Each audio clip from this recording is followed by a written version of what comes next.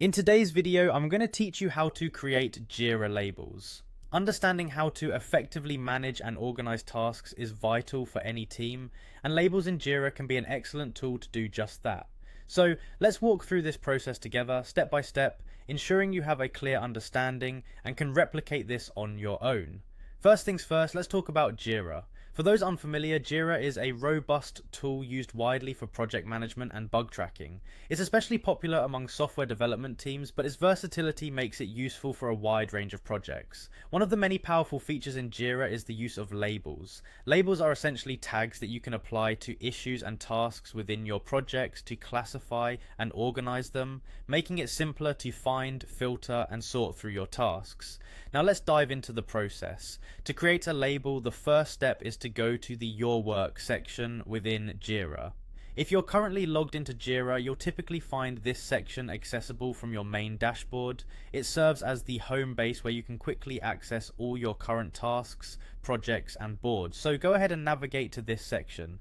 Once you've accessed Your Work, the next thing you'll want to do is click on Projects. This area is where you manage your different projects within Jira. Clicking on Projects will present you with a list of all the projects you're currently working on or have access to within your account. You are one step closer to reaching your labels. Now look through your list of projects and select the specific project you want to work with. To do this, simply click on the project name.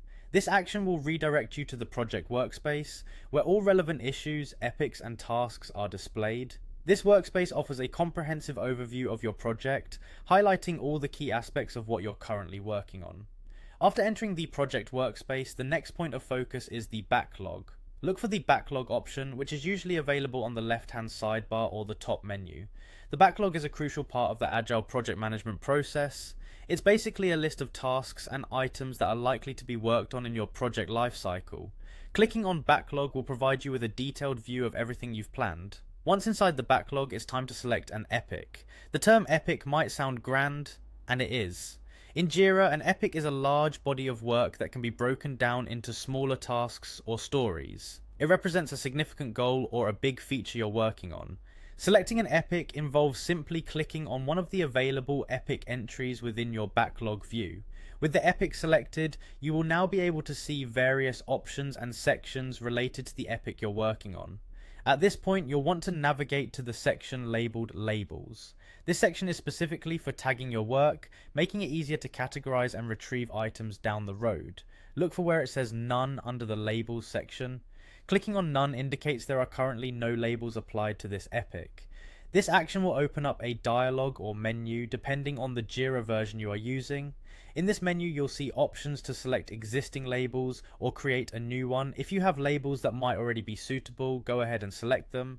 However, if you need to add a new one, type in the desired label name and follow your platform's instructions to create it. This can be incredibly helpful when you're trying to tailor your workflows and categorizations to fit the unique needs of your project. Throughout this process, keep in mind a few useful tips.